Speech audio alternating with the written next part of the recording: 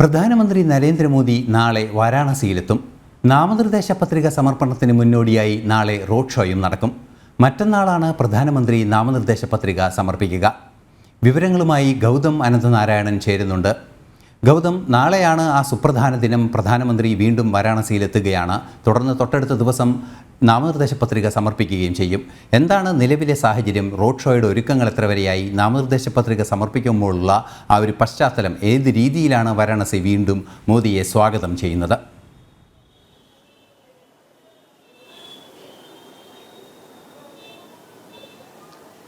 ഐസൻ, നാളെ ഉച്ചയോടുകൂടി പ്രധാനമന്ത്രി നരേന്ദ്രമോദി വാരാണസിയിലേക്ക് എത്തും. അദ്ദേഹം മൂന്നാം ഊഴത്തിലും ദേശീയ തലത്തിലേക്ക് അല്ലെങ്കിൽ ലോക്സഭയിലേക്ക് പ്രതിനിധാനം ചെയ്യാൻ ലക്ഷ്യമിടുന്നത് വാരാണസി മണ്ഡലത്തിലാണ്. അതിനാൽ 14-ാം തീയതി ചൊവ്വാഴ്ചയാണ് അദ്ദേഹം പത്രിക സമർപ്പിക്കുന്നത്. ഇതിന് മുന്നോടിയായി നാളെ പടുകൂറ്റൻ റോഡ് ഷോ വാരണാസിയിൽ നടക്കുന്നു എന്നതാണ് ശ്രദ്ധേയമാകുന്നത്. അദ്ദേഹം ഓരോ തെരഞ്ഞെടുപ്പ് കാലത്തും വാരണാസിയിൽ വലിയ റോഡ് ഷോ നടത്താറുണ്ട്. മുഴുവൻ ജനങ്ങളെയും കാണുക, അവരുടെ ആശീർവാദം ഏറ്റുവാങ്ങുക എന്ന ലക്ഷ്യത്തോടു കൂടിയാണ് ഇത്തരം റോഡ് ഷോകൾ പ്രധാനമന്ത്രി വാരണാസിയിലും മറ്റ് പ്രധാനപ്പെട്ട നഗരങ്ങളിലും ഗ്രാമങ്ങളിലുമൊക്കെ അദ്ദേഹം റോഡ് ഷോ ഈ തെരഞ്ഞെടുപ്പ് കാലത്തും മുൻപുമൊക്കെ നടത്തുന്നുണ്ട്. ഏതായാലും നാളെ അദ്ദേഹം 4 കിലോമീറ്റർ റോഡ് ഷോയാണ് ഈ കാശി നഗരത്തിനകത്ത് നടത്തുന്നത്. അതിനുവേണ്ട ഒരുക്കങ്ങളെല്ലാം പൂർത്തിയായിക്കൊണ്ടിരിക്കുകയാണ്. മറ്റന്നാൾ ഉച്ചയ്ക്കാണ് പ്രധാനമന്ത്രി നാമനിർദ്ദേശ പത്രിക സമർപ്പിക്കുന്നത്.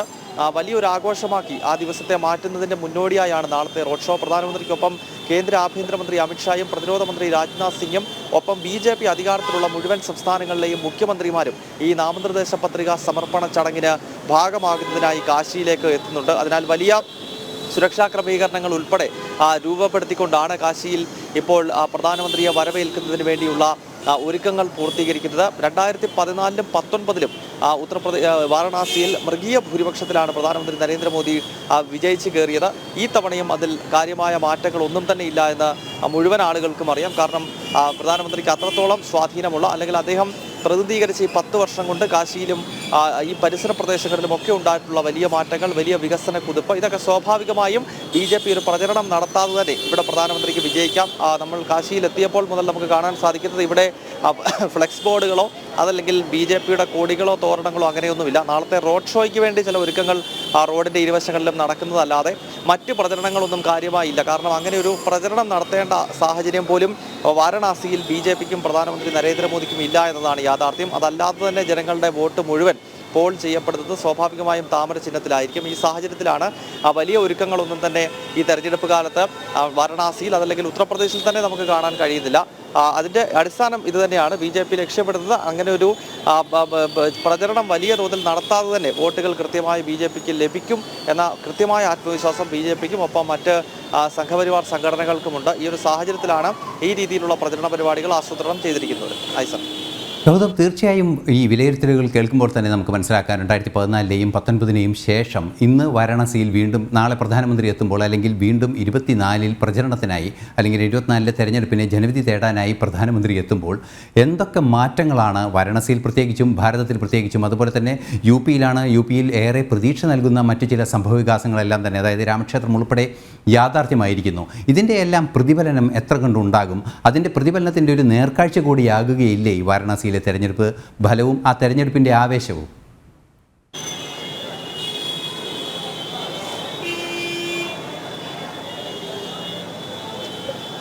ഐസൻ, അത് തന്നെയാണ്. അതായത് ലോക്സഭാ തെരഞ്ഞെടുപ്പിൽ BJP ഏറ്റവും അധികം സീറ്റുകൾ ലക്ഷ്യമിടുന്ന സംസ്ഥാനങ്ങളിലൊന്ന് ഉത്തർപ്രദേശ് തന്നെയാണ്. 2014-ലും 2019-ലും BJPയുടെ ദേശീയ തലത്തിലെ മുന്നേറ്റങ്ങൾക്ക് വഴിവെച്ചത് UPയിൽ നടത്തിയിട്ടുള്ള കുതിപ്പ് തന്നെയാണ് എന്ന കാര്യത്തിൽ സംശയമില്ല. UPയിൽ 2 പ്രധാനപ്പെട്ട ഫാക്ടറുകൾ BJPക്ക് വോട്ടായി മാറുന്നു. ഒന്ന്, പ്രധാനമന്ത്രി നരേന്ദ്രമോദിയുടെ പ്രതിച്ഛായ. ദേശീയ തലത്തിൽ അദ്ദേഹം 2014 മുതൽ അധികാരമേറ്റതോടുകൂടി രാജ്യത്ത് വന്നിട്ടുള്ള വലിയ മാറ്റങ്ങൾ, അത് ദേശീയ വിഷയങ്ങൾ. ഐസൻ ചൂണ്ടിക്കാണിച്ചതുപോലെ അയോധ്യയിലെ രാമക്ഷേത്രത്തിൻ്റെ നിർമ്മാണമാണെങ്കിലും ജമ്മു കശ്മീരിൻ്റെ പ്രത്യേക അധികാരം മരവിപ്പിച്ചതാണെങ്കിലും അത്തരം ദേശീയ വിഷയങ്ങൾ ഒരു ഭാഗത്ത്, വികസന നേട്ടങ്ങൾ മറുഭാഗത്ത്. അങ്ങനെ പ്രധാനമന്ത്രി നരേന്ദ്രമോദിയുടെ പ്രതിച്ഛായക്കൊപ്പമാണ് ഉത്തർപ്രദേശിൽ മുഖ്യമന്ത്രി യോഗി ആദിത്യനാഥിനുള്ള പ്രതിച്ഛായ. അത് പ്രത്യേകം എടുത്തു പറയേണ്ടതാണ്. ഉത്തർപ്രദേശിൽ മുൻപ് ഒരു മുഖ്യമന്ത്രിമാർക്കും ലഭിക്കാത്ത സ്വീകാര്യത യോഗി ആദിത്യനാഥിനുണ്ട് എന്നത് ഒരു വസ്തുതയാണ്. നമ്മളത് കഴിഞ്ഞ UP നിയമസഭാ തെരഞ്ഞെടുപ്പിൽ കണ്ടിരുന്നു.